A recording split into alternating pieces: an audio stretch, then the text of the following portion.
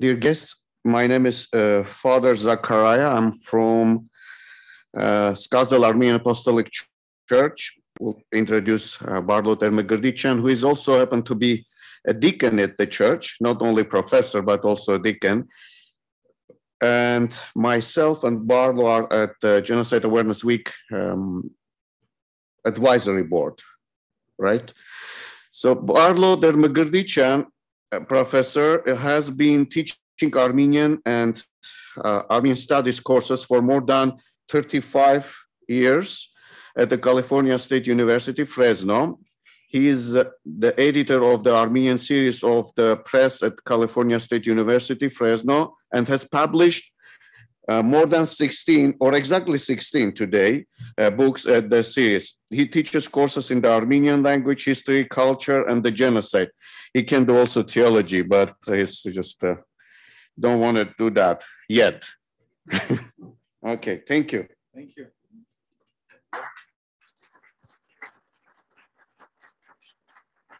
Thank you, Father Saribekyan, and I'd like to thank the organizers of Genocide Awareness Week for inviting me this evening to be a speaker. Actually, I've been involved, I think, almost since the beginning with John Lifton over at Scottsdale Community College, and it's always been a pleasure for me to come from Fresno to come to Scottsdale, but also now to Tempe to talk about the Armenian Genocide and ways in which we can learn lessons from the Armenian Genocide. So I'm going to go into this presentation. Certain parts I'll go a little bit quicker, but at the end, if you have questions or comments, we'll have a chance to be able to talk about it. So I want to the first part of the talk is just simply about the Armenian Genocide, because there may be some of you that don't know much about it or would like to know a little bit more, but at least the basics of it, before I focus on the question of what lessons can we learn from the Armenian Genocide. The Armenian Genocide is the first modern genocide. That's an interesting word, because modern here means that it was centrally planned by the Ottoman government against its own subjects, but it also utilized what were then modern methods of communication and modern weaponry in order to be able to eliminate large numbers of people in a very quick period of time. That is what makes it a modern genocide. And it also included a coordinated establishment of deportation as a means of the genocide, and also the establishment of death camps across the Ottoman Empire. Of course, all of you are familiar, these are precursors to future genocides, the Holocaust, and other actions. The definition of genocide is one that's commonly used, the United Nations definition of genocide, so I won't focus on that, but the word genocide comes, of course, in the 1940s. For the Armenians, they call this period of the Armenian genocide Yeren or Medz Yeren, which is the great crime, Chart, which is also massacre, but today we can fit it into the rubric of genocide.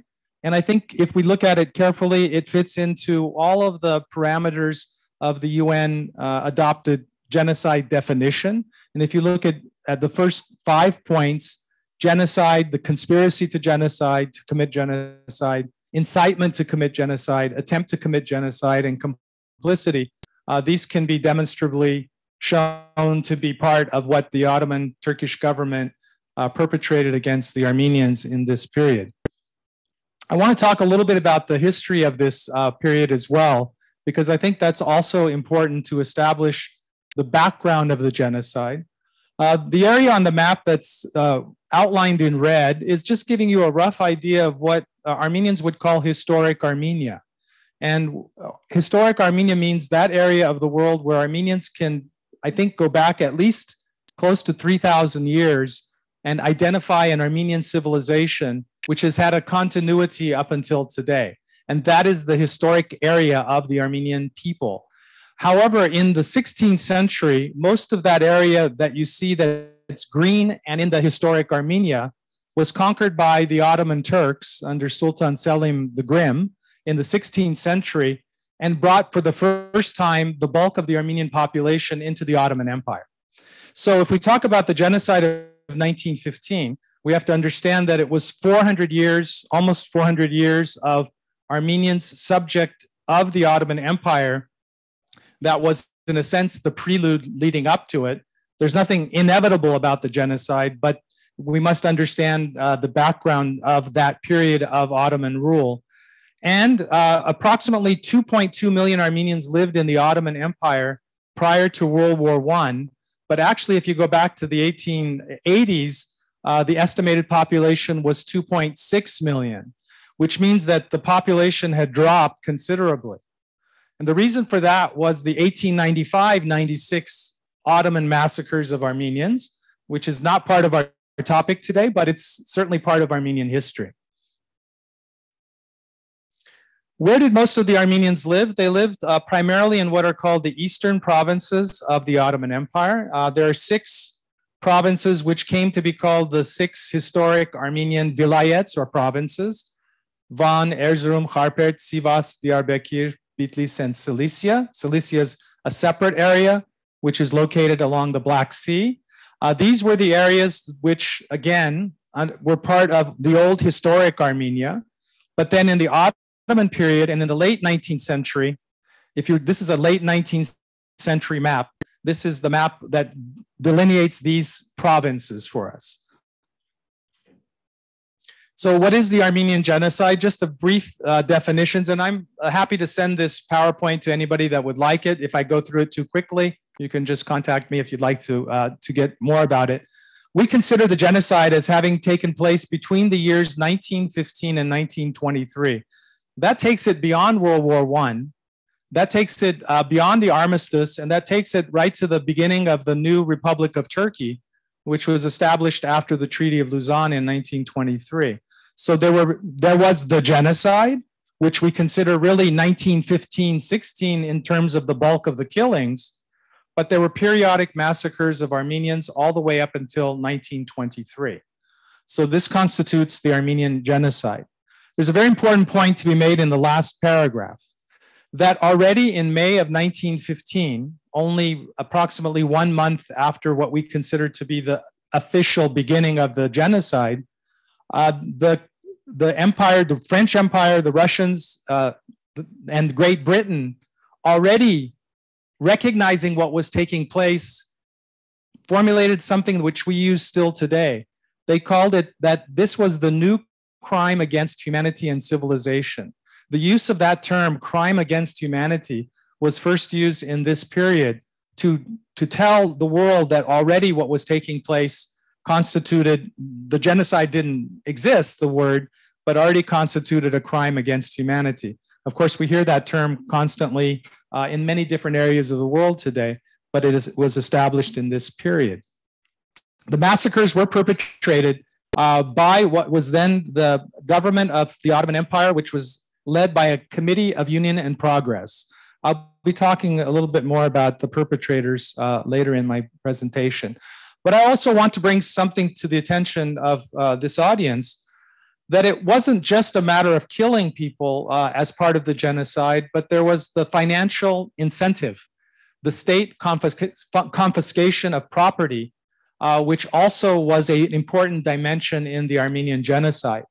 And if you just think about it, the second paragraph, the genocide effortlessly transferred the goods and assets. So just think about it, everything, homes, farms, bank accounts, buildings, lands, and personal wealth of the Armenians was just transferred to the Turks. So they just took over that, everything. So there was a financial incentive of not only for the government, but also for ordinary Turks to participate in the genocide, because it meant a financial benefit, which would be the taking over of property, businesses, land, etc. But I want to focus on the Armenian genocide, the policy of deportation, which was the civilian Armenian population, women and children, and the elderly, who were forcibly ordered to leave their homes under the pretext of protecting them. So the Ottoman government actually passed a series of what we might call fictive laws, laws to cover what was then the genocide. It's called the Temporary Law on Deportation. The pretext is that you're moving people to a safer region because they're in an area which is potentially in a war. And then after the war, you're going to move them back to their homes. Well, of course, that was just a fictive law, because effectively the deportations were the primary means of the elimination of the bulk of the Armenian population. And leading that, organizing that, was the Teshkilat Masusa in the last paragraph, called the Special Organization, which was already established at the end of 1914 to organize and to execute the plan of genocide. So I think when we talk about the Armenian genocide, it's a very good example of what we would call an organized, planned genocide. Why am I giving you all of this? Because a little bit later, the main topic is the lessons to be learned, or maybe the lessons not learned from this period in time. I want to show you the map of the Ottoman Turkish Empire. The larger red circles indicate larger Armenian population centers. The red lines with arrows indicate the direction of the deportations.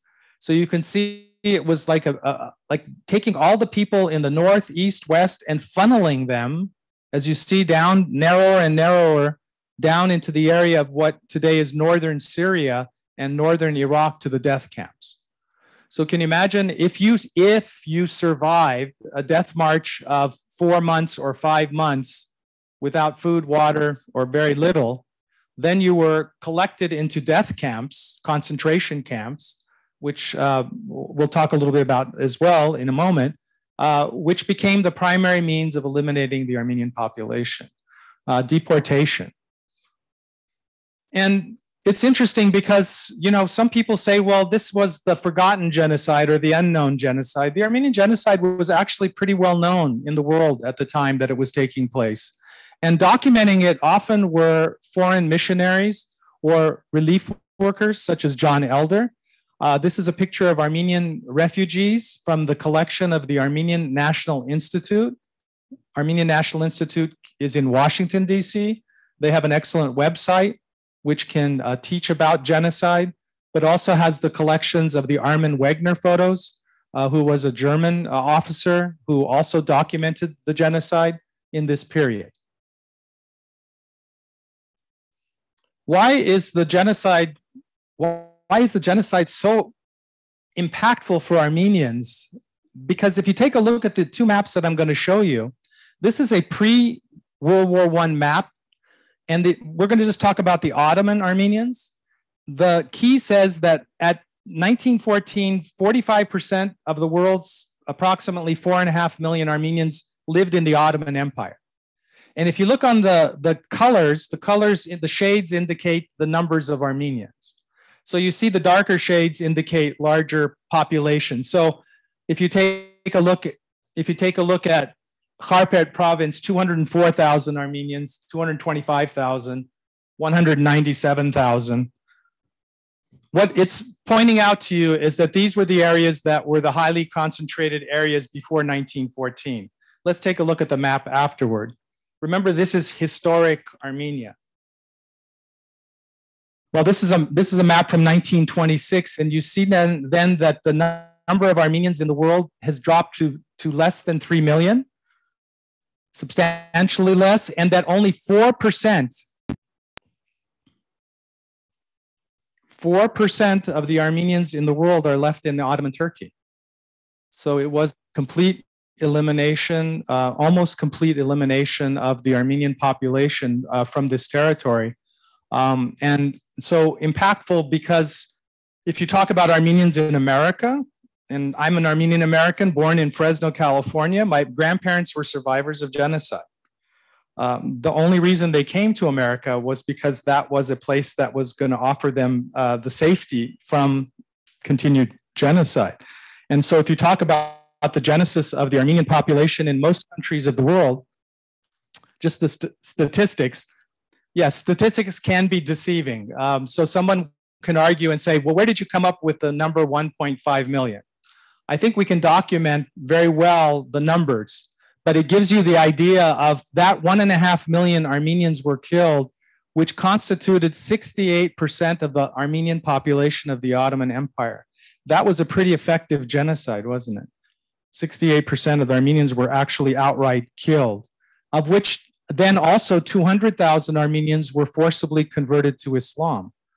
this is a very interesting topic. I'm not going to be able to cover it today, but in the last 20 years in Turkey, there are many, many Kurds and Turks who are rediscovering that their grandparents, one grandparent or a great-grandparent was actually an Armenian who had been converted to Islam as a child and then was raised as a Turk, married and had children, and never knew that they were Armenian or never revealed to their relatives that they were Armenian until almost their deaths. So that's an interesting field because it means then that what number of people living in Eastern Turkey have Armenian heritage. It's an interesting topic. And as I mentioned to you, the survivors established themselves in the Middle East, United States, Canada, Europe, South America, and that's what we call the Armenian diaspora, the dispersion of the Armenians throughout the world. Documentation, I think, is important also. I'm not presenting anything particularly new, but I'm trying to point out again the importance of learning about the history of the Armenian genocide as one example of genocide. And we learn about the Armenian genocide through survivor memoirs. We learn about it through media coverage. We also learn about it through missionary reports, but we also learn about it through government archives, government documents, of which several people are going to be talking about. Actually, I think Dr. Tarpinian tomorrow will be talking about material in the Russian archives that deals with the Armenian genocide. And recent scholarship on the Armenian genocide has really exploded. And I really say that in the sense that the documentation, the work of scholars such as Taner Akçam, who explored the killing orders of Talat Pasha, one of the chief perpetrators of the Armenian genocide, and Hilmar Kaiser, who wrote about the extermination of Armenians in the Diyarbakir region, taking a microhistory approach to Armenian genocide studies. So the focus is moving now to more particular local histories of Armenian genocide. So to take even one city and to explore how the genocide mechanism, how the orders were actually executed in a local situation. How did ordinary people become part of this killing plan? And also, people are now realizing that, the Armenian language is a significant source for Armenian genocide studies. It's not, you can't discount it because you say it's Armenian. You still have to look at the sources because you have to compare them with all the other existing sources. As far as the microhistories, Dr. Umit Kurt has been doing research on the Armenians of Aintab, which was in Cilicia, and he's taken a look at the economics of genocide in an Armenian province. What he's done is so interesting because what he did was to document the actual transfer of all of those properties I was mentioning, how the new elites in Aintab, Turkish elites, became enriched by taking the land at a very cheap price, at no price, and becoming rich from it. Also, Dr. Khachik Moradian, both are graduates of Clark University, but the Resistance Network is the story of the Armenian concentration camps, the death camps. And he documents the story of the Armenian genocide and humanitarianism. These are only a small number of the books, monographs that have been published recently. And as I said, there are many, many more that are being published. And I also want to mention United States documentation because a lot of people said, well, the United States never recognized the Armenian genocide. Well, Ambassador Morgenthau was a United States diplomat. He wrote a book called Ambassador Morgenthau's Story, which I think pretty much documents his perspective of what was taking place. Also, US diplomat Louis Einstein collected his memoirs and published it in a book called Inside Constantinople. And take a look at what he said. He said the policy of murder then carried out was planned in the coldest blood, which already means that their reports were going back to the United States government. The United States was neutral in this period. They didn't enter World War I, so they were neutral in 1915, which also gives credence to his perspective because he's not in it from a particular perspective of the government. He's not representing the government in one side of the war or the other.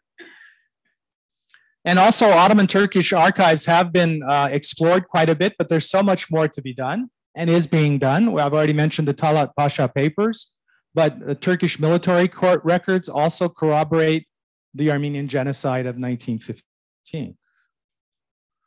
So let's talk a little bit about the study of genocide in general, and then again, the lessons that can be learned from the Armenian Genocide.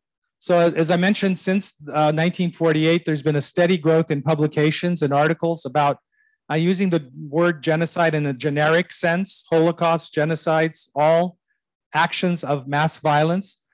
That's led to various new approaches in the study of genocide, and especially on really the concept of what do we do to prevent genocide. We talk about it, we say we're doing this to prevent genocide, so what can we really do to really prevent genocide? And of course, what's going on in the world today adds credence and maybe importance to that. I'm not going to go through this 10 stages of genocide, but it comes from Dr. Stanton's work in 2016, which is about if you're going to try to predict something, you have to try to see what stages it goes through. Again, there's no inevitability, but if you're studying a particular empire, country, state, and that you can see that these 10 stages of genocide are being embarked on, then you better be watching carefully and making sure that the world knows, because there's a good chance that genocide could be the end result. Now, what I've just outlined, and as I said, I'm going to go through this a little bit quickly, but the classification is the stage, symbolization is another stage, and then what I've got in blue is how to counter that. So what do you need to do if you know that and recognize something is taking place? How do you counter that? But I want to move forward. I'm gonna skip through this to get to the last point, actually. And sorry to go through it quickly, but again, if you would like to know more, I want to go to number 10, denial, because this touches the Armenian Genocide, I think, the most now, today. Denial is the final stage that lasts throughout and always follows genocide. It is among the surest indicators of further genocidal massacres. So I want to keep that in mind when I'm going to talk about the lessons learned from the Armenian Genocide, that today there is still denial of the Armenian Genocide taking place. And that is, that I think it's running out, maybe I'll switch. Don't touch this part. Gotcha. Thank you. Can everybody hear all right? So again, denial was an integral part of the Armenian Genocide from its very beginning. The entire question of denial of genocide was an integral part of the Armenian Genocide from its beginning, through the establishment of the state of Turkey in 1923. It's in the fundamental fabric of that country. And you know, the best response to denial is punishment by international tribunal or national courts, but that never happened in the case of the Armenian Genocide. And therefore, that evidence, which should have been part of the world record, has not yet found its home. However, in 2019, the United States government, for the first time, Congress, both the House and the Senate, passed a joint resolution on the Armenian Genocide.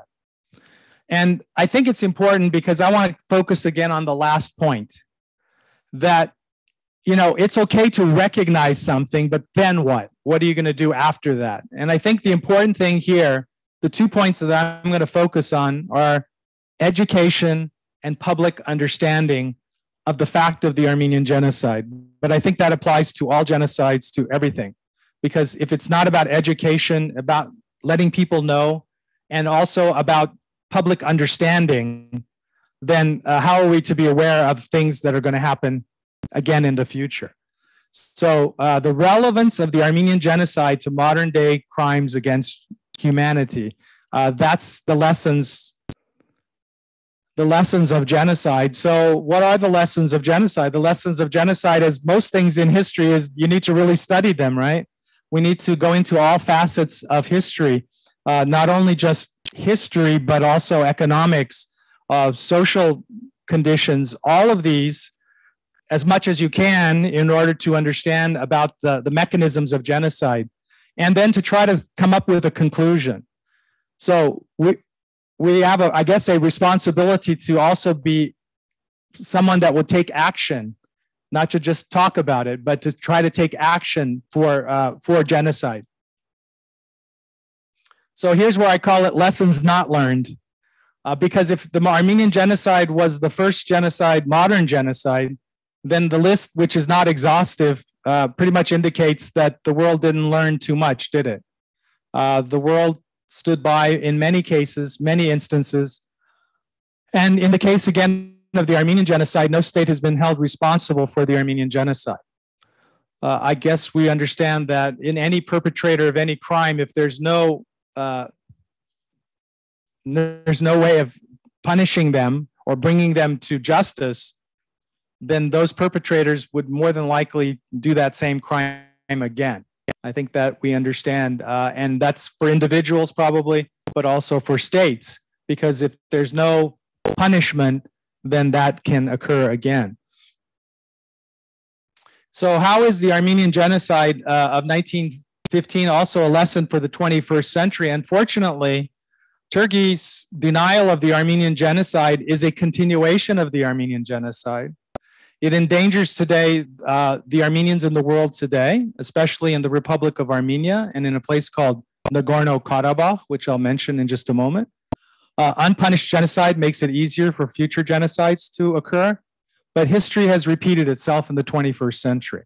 And so, especially in the case of the Armenians, I will argue that the failure or lack of response to 1915 has led to actions in we'll see.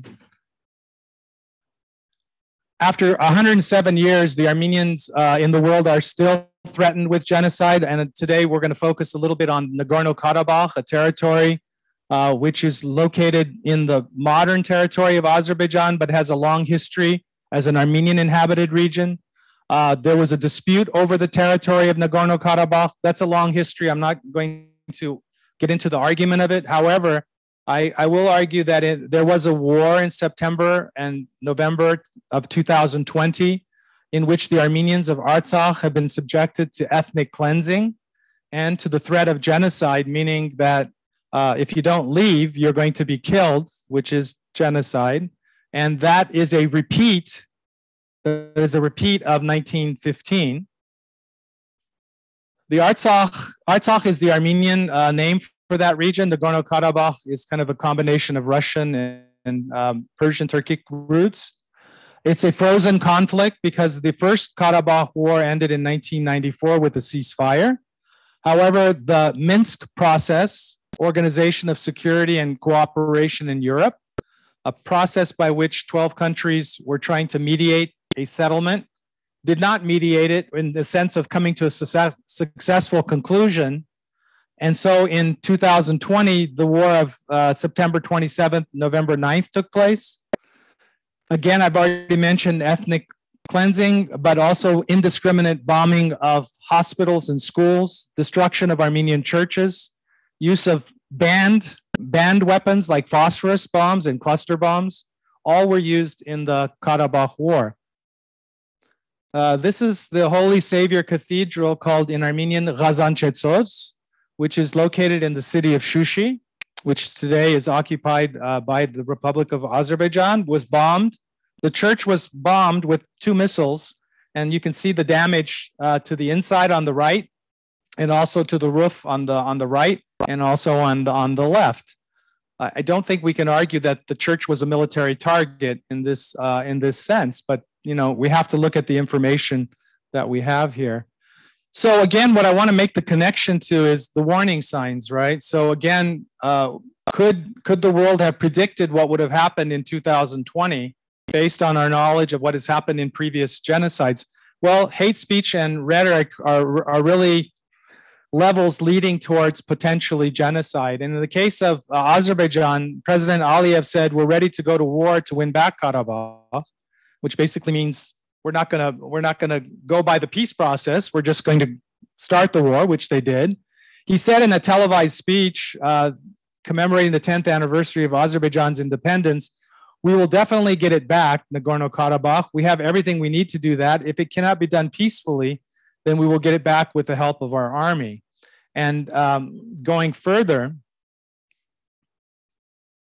a Genocide Watch, which is an organization which works to, as I mentioned, to look at different areas of the world and to see what's happening in those places. They issued a watch. They said there's a genocide emergency alert.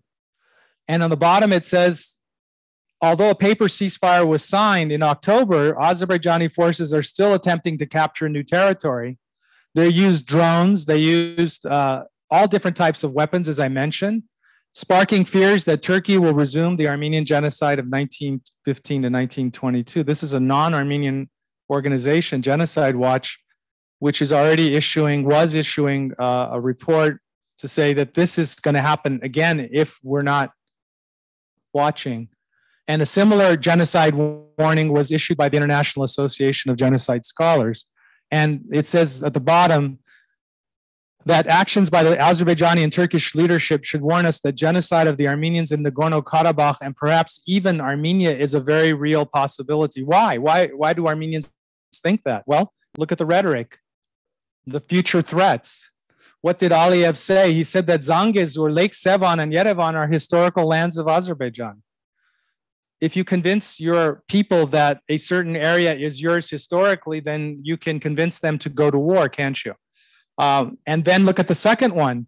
Turkey's President Erdogan, in a speech, was glorifying certain officials from 1915 period, Ottoman period, in particular Enver Pasha and Ahmet Cevat Pasha.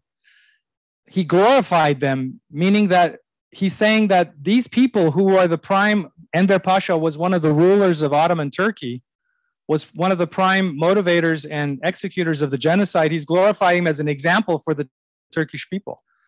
You're glorifying a genocide there, a person who is doing genocide as a hero to your people. That's not a good thing, I think. And also to glorify these individuals and doing it in a public speech made during a military parade displays explicit genocidal intent. And this was by Armenia's human rights defender, Armen Tatoyan. Again, it's rhetoric, hate speech leading towards potentially genocide in this period. Just recently in the International Court of Justice, Armenia brought a case against Azerbaijan over the case of the application of the International Convention on the Elimination of All Forms of Racial Discrimination. So there's a convention on that, an agreement, and that was taken to the International Court. There was a preliminary judgment against Azerbaijan, which says that Armenians have been subjected to systemic discrimination, mass killing, torture, and other abuse. And these violations are directed at individuals of Armenian ethnic or national origin, regardless of their actual nationality. You're targeting Armenians because they're Armenians. So this is the lessons, unfortunately, the not learned lessons from this period. Very briefly, I also just want to mention that, cultural dimension of cultural destruction was another dimension of the genocide. So we talked about people, we talked about financial, but also there's simply the destruction of cultural monuments. And in this case, take a look at the statistics. In 1974, UNESCO stated that after 1923, out of 913 Armenian historical monuments, which were left in 1974, 460 have vanished completely, 252 are in ruins, and 197 are in need of repair. This is well documented that cultural destruction was part of the process of genocide. And this is one example, the church at Tekor on the left in 1912 and then in 2000. These churches are built out of very strong tufa stone. They don't just fall apart from the weather. So this is intentional destruction by the Turkish government. Why are they doing that if they weren't responsible for the genocide? So why the continued destruction of monuments? So let's end today with the next steps, meaning the two areas that I was talking about: education, genocide and genocide prevention, and early warning systems to detect genocide. And I'm just going to give you a few things that I was looking at. One of them is really very positive, which is the expansion of genocide studies, Holocaust studies in centers all over the United States. And these studies have grown, which means that more and more students and people can learn about these, which is, I think, is essential in learning about it. Professional organizations such as the International Association of Genocide Scholars have provided a forum for scholars to gather and study genocide. And then monographs and publications in journals have grown in number. So just learning is part of the lesson, right? So as I mentioned to you at the beginning of this presentation. And then genocide awareness is really two prongs. It's making the world more cognizant of the processes potentially leading to genocide. And then education is, again, part of that. And I really congratulate the organizers of Genocide Awareness Week, because over the past 10 years, this has become probably the premier event to bring so many different examples of genocide in so many different ways to the attention of the world. And it's something that needs to continue and to be broadened in this area. And so curriculum in schools, I think, is also very important. And just in the past 20, 30 years, curriculum has been introduced in many school districts throughout the United States, California in particular. But in 2021, Massachusetts became the 21st state to require some form of Holocaust education. So I think that is also very helpful in understanding and to educate new generations about the horror of genocides, Holocaust and other means. And then this is just not an exhaustive list, but I just putting up here a couple of organizations which are talking about the Armenian genocide, but also genocide in a broader sense. One is the Gen Ed project based in San Francisco, and it does instructional materials, workshops. So you go to the websites, and for teachers especially, I think they're very helpful. They give you an idea of how to teach the genocide. Sorry, I went through a little quick. The Armenian National Institute I mentioned to you earlier also has a website which has resource guides on the Armenian genocide, etc. University of Minnesota has a Holocaust and Genocide Studies program, also includes a section on Armenia. And then the early warning systems, which are very important, I think, as triggers to alert the world as to what's taking place. The Early Warning Project, a joint initiative of the Simon Skjodt Center for the Prevention of Genocide at the United States Holocaust Memorial Museum, assesses the risk of mass murder around the world. The Sentinel Project, based in Canada, also does the same type of work, but there are many others. United Nations also does this kind of work. The International Association of Genocide Scholars produces materials, journals to help educate. Warning signs of genocide. I mean, there's plenty of material out there. We just need to make sure that that we study them and we teach them in our courses, both in universities and in schools. And finally, this is the last two slides. In 2015, I was involved in a project at Fresno State to construct an Armenian genocide monument, which is the first on a university campus in the United States. It is a genocide memorial, which intent was to not only to remember the victims, but is also to educate and to inspire future generations to work towards the prevention of genocide. So this is right in the middle of the California State University Fresno campus. We have 25,000 students, and they walk by this monument and they can learn about the Armenian genocide. And then in Armenia itself, there is an Armenian Genocide Memorial and Museum. And this is the Armenian Genocide Memorial, which was built after 1965, after the 50th anniversary of the genocide. Because it's all about memory also. Memory is something that has to be perpetuated through every generation.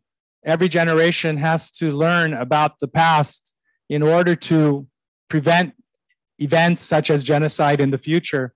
And this is a memorial, again, which has an eternal flame in the center, but associated with it is the Armenian Genocide Museum Institute, which does excellent research in the area of the Armenian genocide. Thank you very much.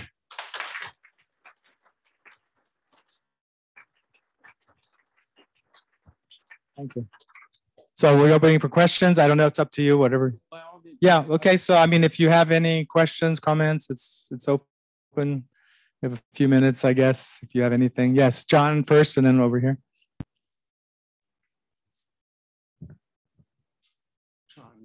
on the other end. Did you have? Thank you. We know that Germany and Austria-Hungary and Turkey were the central powers during World War I, and that there were German advisors fighting with the Turks at Gallipoli and elsewhere and such, and advising the Turkish army and such.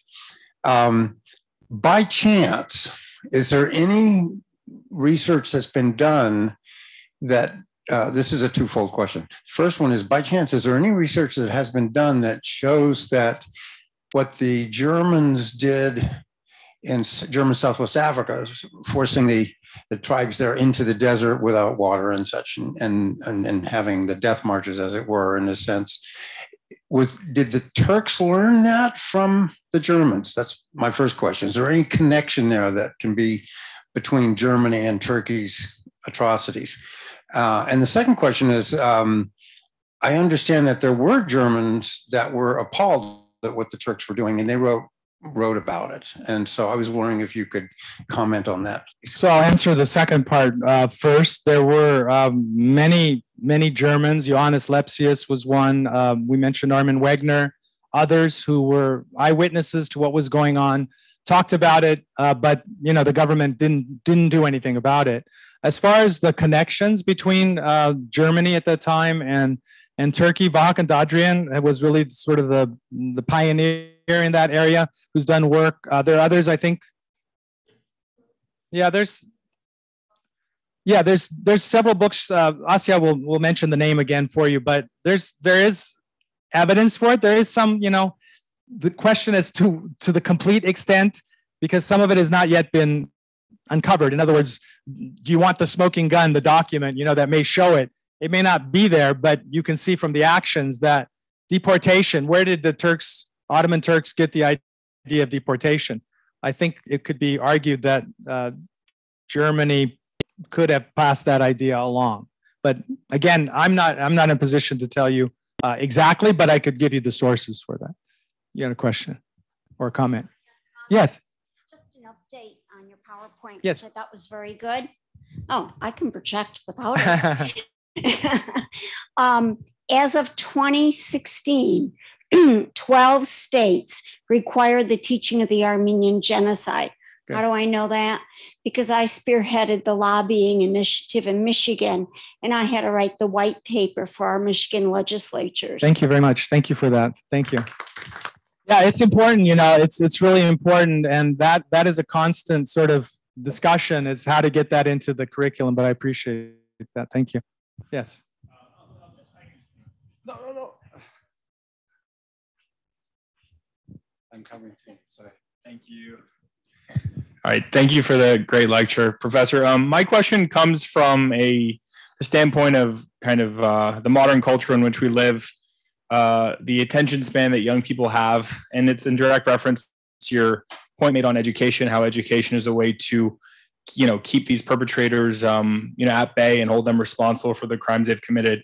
So we live in a culture of, Twitter fingers, and we, among the young generation, we have a very limited attention span where anything and everything that pops out can grab our attention, gives us the 3-sentence summary of what we need, and we can mark and move on our day. In the 2020 war launched by Azerbaijan, in which they were the clear aggressor, there is a breadcrumb trail of documentation that demonstrates their heavy lobbying efforts and hiring of tons of K Street firms like the Stellar J Communications, Livingston Group, BGR, the Podesta Group, and DLA Piper to help sanitize their war. We see the same technology being used in Ukraine today, which on the global stage we see as a noble cause, but those same drones were used to kill innocent civilians and Armenian people in Nagorno-Karabakh in 2020. So my question is, considering you can so easily tilt the scale in your favor by hiring these lobbying firms and by pushing this media that may be incorrect, but that can do your dirty work and sanitize this bloody war and of ill intention that was launched, how can you, in spite of that, kind of educate, the young population, the younger generations coming up. I feel like there's a tidal wave that the people of truth and nobility are up against on a day-to-day basis. And as an Armenian American and descendant of genocide survivors myself, I'm frustrated with how to conquer that. So I love your input. Yeah, I mean, I'm going to look at it from just kind of a narrower perspective, which is we can't really do everything right at one time. We can't, attack the whole thing, but if we can take pieces of it. So for instance, in my classes that I teach, and I'm sure all of you have that same experience that teach genocide, Holocaust, that students are interested. They really are interested in what's going on. And if you can get across that critical thinking and, how do you judge a source? How do you judge what's happening?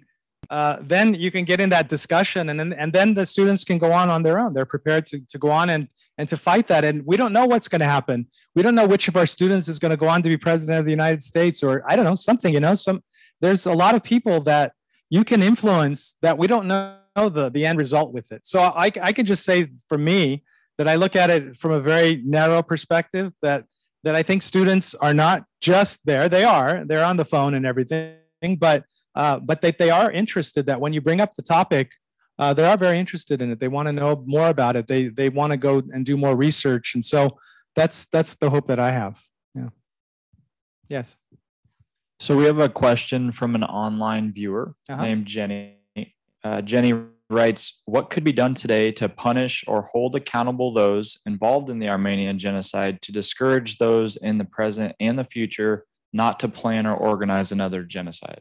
Yeah, so these are the types of questions that people have been, kind of wrestling with, because you have the question of, the time period, right? So the genocide took place in the Ottoman Turkish Empire over 100 years ago. Who is responsible today for that perpetration? So I would first, again, go back to that denial argument. So if you can break down the denial argument, I think for Armenians, that would be a first huge step. But that can only happen if Turkish society changes. So if Turkish society can become healthier, and it was, for just a few years ago, even under the current leadership, but in the beginning of that period, you could talk about the Armenian genocide in Turkey, in the Ottoman Empire. So rather than say, I'm going to hold an official today responsible and put them in prison or something like that, I think we need to look at what happened with the Holocaust, that if Turkey today could recognize what happened and simply say, we recognize that it took place and we need to make some amends in some way, I think that would be a huge step towards prevention of genocide in the future. Denial is a big problem. Yeah. Oh, yeah, sorry, go ahead. How efficacious is art and public monuments in raising awareness and education about the Armenian genocide? Yeah, I think it's good. I think it's true in not just for the Armenian genocide. I mean, monuments are, people get interested in them. It can be an art exhibit. It can be oral histories. All of these things engage people. And so, it's all forms. It's not just what we call history, right? It's all of these forms. I think oral history is very powerful. When you see a person who survived the genocide, Holocaust, talking about it, that emotionally can connect with you. Looking at a monument like this, it's not just looking at it, but when people go in this monument, they are touched by it. They just can't even explain it, in words, but they know that something did take place and that they want to learn more. The young people want to learn more. So I would encourage that. I think it is very efficacious to have those monuments. Yeah. If you don't mind, I'd like to add to your answer. Of course. In answer to Jenny's inquiry, Rabbi Wine from Michigan did an interesting seminar on this topic. And his recommendation is not only should Turkey apologize and admit it, but they need to modify their textbooks for schools that portray the Armenians as traitors, as a civil revolt, and siding with the enemy. He also suggested that monuments be established at all the major massacre sites so that they won't forget it. Never mentioned about land being given back, but he said if we could do those things, then that will cause a lot of healing and remembrance. I agree. Thank you. I think a question. Yeah. Okay. How do the motivations of the potential threat or the very real threat of Armenian genocide today, how do the motivations of that entirely relate or at all differ to from the motivations of the genocide in the 20th century? Yeah, I mean, if you look at some of the rhetoric, you can look back to the same rhetoric that was used in the Ottoman Turkish period. I mean, something close to pan-Turkism, but an idea of nationalism, extreme nationalism becomes a motivating factor. Going back to certain historical periods, being very selective, saying not just Karabakh is part of something else, but the entire, where would the Armenians come from? I mean, so you have to look at that rhetoric. And it does motivate people in the wrong way when you use those type of language. That's the same language as was used in 1915. And the problem is that Turkey is still doing it. So there you go. I mean, Turkey, which was Ottoman Turkey, the successor state is the Republic of Turkey. We could argue about its connections. I could make a lot of connections, but why would they not just say that was the Ottoman Turks? And so we want to move on, but that doesn't happen. Yeah. Yes, just to inform you that Arizona now has passed a genocide and Holocaust mandate in schools. And Tim and Volker and I were on the task force to get that done. And so that's in effect now. And another point is that at Scottsdale Community College, where I used to work, I'm retired there now, and where Genocide Awareness Week started, we actually have a monument to remember the victims of the Armenian Genocide that we put in with Father Zachariah from St. Apgar's and such. And it's quite large. It's very nice there. If you get a chance, go and see it. It's so you can remember that. Now, I have a question that's it's an interesting question that when you mentioned what Aliyev and Erdogan are saying vis-a-vis Armenia, it's very reminiscent of what we just heard 10 days ago with Putin and Ukraine. And in terms of, I know it's difficult for Armenia because there's a Russian base in Armenia, but has Armenia come out against the invasion and the genocide that's going on in Ukraine? Or can they, or will they? What do you think? Well, I think one thing we can look at was that vote, right, in the United Nations that took place. Only 5 countries, I believe, supported Russia in that, and Armenia was neutral. But we know that Armenia is heavily influenced by Russia in so many ways that their foreign policy can't really, I don't think, can come out and say they're against it. So it's a very difficult question for them. Armenia is in a very difficult position with this war, because the opportunity that Azerbaijan and Turkey see with the distraction of Russia can be very dangerous for what is left of Nagorno-Karabakh, because there's only 2,000 or so peacekeepers there, Russian peacekeepers.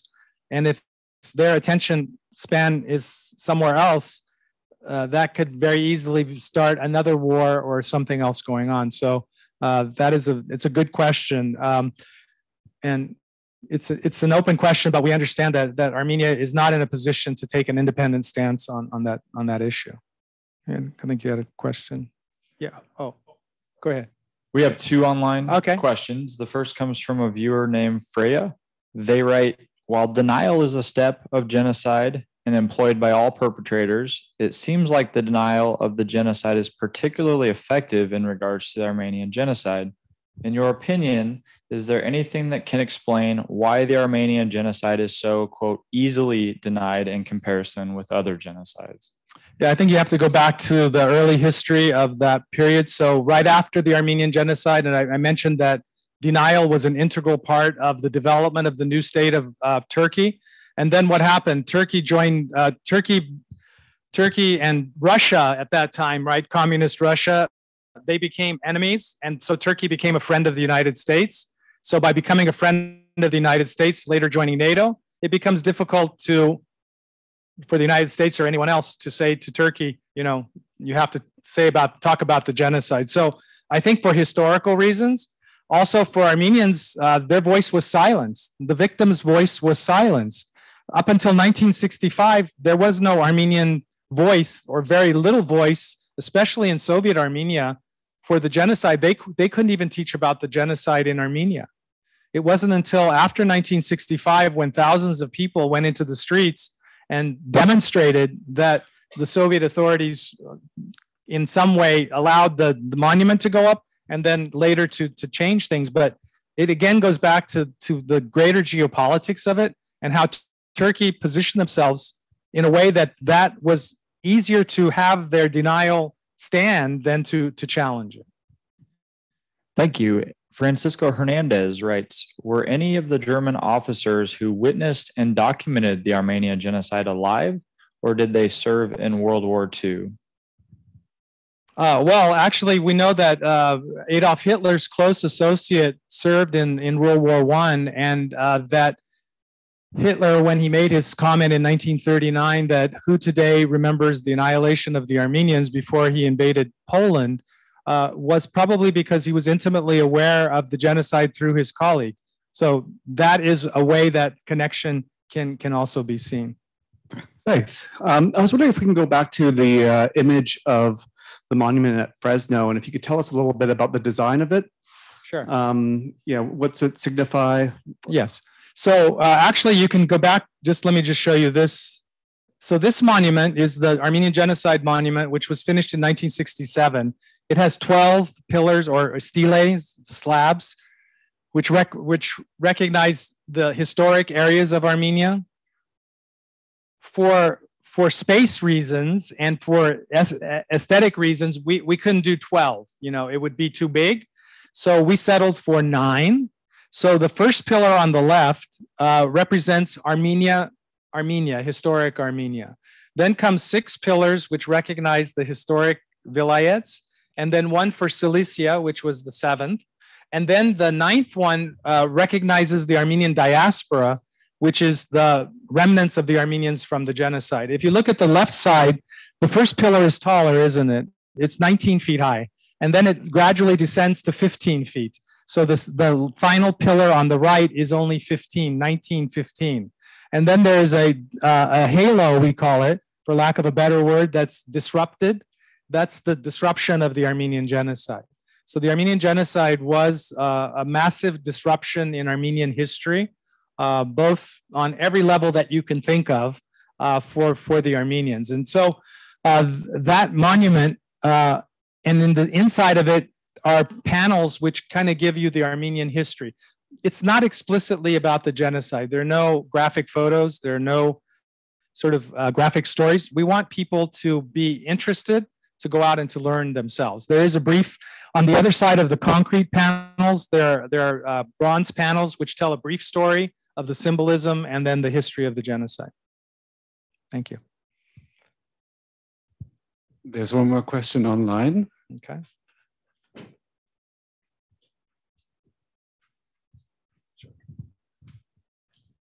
An online viewer writes, suppose Turkey was to accept the history and recognize their government's past actions. What is a reasonable compensation 100 years later for the surviving Armenians, in your opinion?